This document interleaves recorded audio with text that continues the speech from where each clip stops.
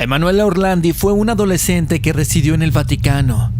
Hasta sus 15 años de edad, todo marchaba perfectamente normal. Pero algo sucedió que, además de separarle de su vida cotidiana, generó un misterio que al día de hoy sigue sin resolverse y ha quedado como una de las tantas manchas creadas por los crímenes ocasionados por la Iglesia Católica.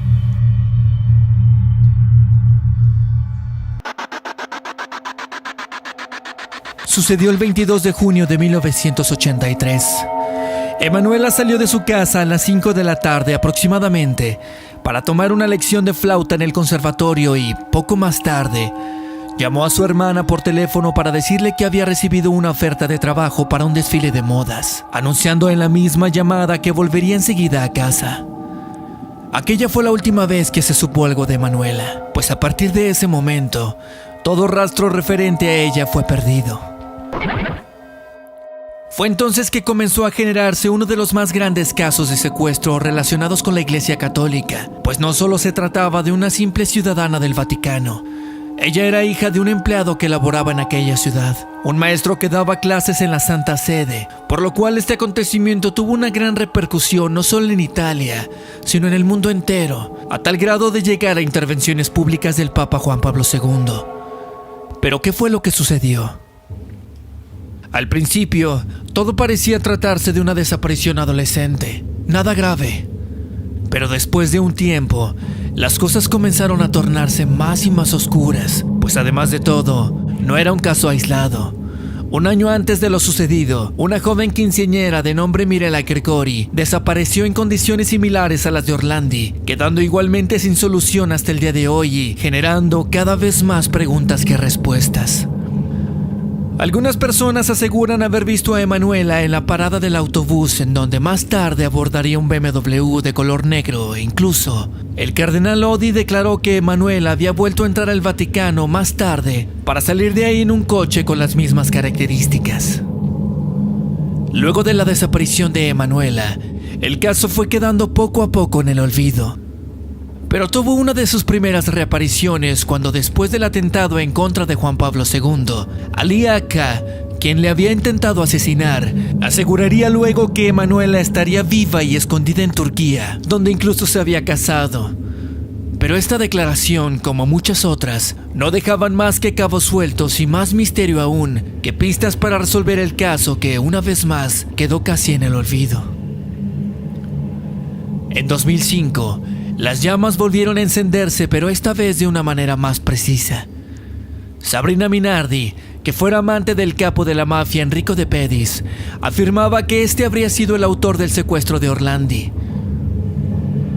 4 años después de tal declaración, Sabrina aseguraría y reafirmaría que así fue y que incluso ella había sido la encargada de introducir a Emanuela en el automóvil y llevarla hasta donde le había pedido su amante.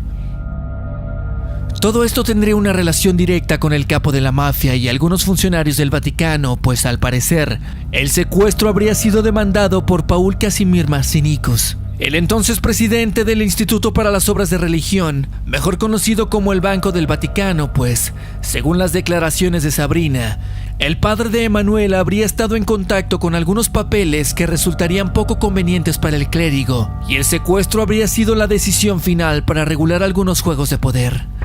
Finalmente, Minardi agregó haber acompañado a algunas chicas complacientes y de poca reputación a reuniones privadas con el arzobispo Marcinicus.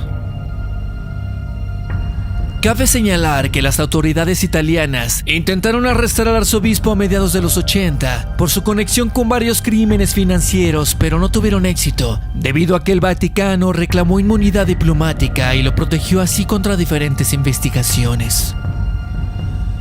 Pero el caso va más allá aún. Pocos días antes, el mismo año en el que Emanuela fue vista por última vez, Mirella Gregori había desaparecido y no solo ella, sino que de acuerdo a diferentes investigaciones relacionadas con el caso Orlandi, se han realizado otras que están dirigidas a diferentes casos, de otras 11 niñas, todas desaparecidas en el mismo periodo y todas ellas con algo en común. Querían ser famosas modelos. ¿Te suena familiar? Aquí viene lo que realmente puede dejarte pensando, pues en 2012 todo dio un giro inesperado y muy poco moral. El 24 de mayo, los noticieros revelaban una nueva declaración, pero esta vez no estaba relacionada con la mafia. Más bien provenía de un líder de la Iglesia Católica Romana, el sacerdote italiano y conocido exorcista de la diócesis de Roma, Gabriele Amorth. Aquel día de 2012, en una entrevista otorgada al diario de La Stampa, el padre Amorth dijo que la joven en realidad había estado todo el tiempo en el Vaticano con fines que realmente son desdeñables. Según sus declaraciones, los clérigos le habían convertido en una esclava sexual para usarla en un sinnúmero de orgías. Según sus propias palabras, el crimen tuvo un objeto sexual. Se organizaban fiestas y uno de los policías del Vaticano era quien reclutaba a las chicas. La red criminal implicaba al personal diplomático de una embajada de la Santa Sede en el extranjero. Gabriele Amorth estaba plenamente convencido de que Emanuela había sido víctima de aquel círculo de delincuentes. Simeone Duca, el archivista del Vaticano, se había presentado entonces a sí mismo ante el exorcista como el encargado de reclutar a jóvenes y niñas para reuniones clandestinas de naturaleza sexual, ayudado por gendarmes del Estado papal. De ser esta hipótesis cierta, el final de Emanuela habría sido quizá el peor imaginado, pero de todos los posibles, lamentablemente y de acuerdo a las pocas declaraciones al respecto, este parece ser el final más atinado.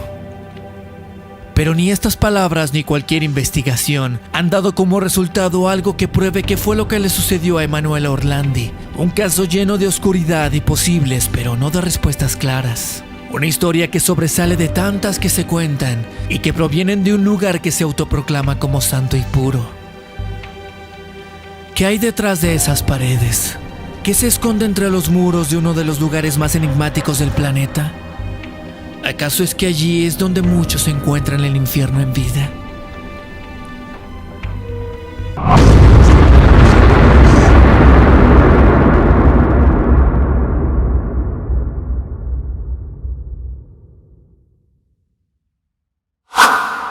Si te ha gustado este video, por favor compártelo. Date una vuelta por mi canal para que conozcas mis otros videos y agrégame a Facebook. Así estaremos en contacto y los temas serán cada vez más interesantes. El mundo entero y sus historias caben en este pequeño rincón. Gracias por visitarme.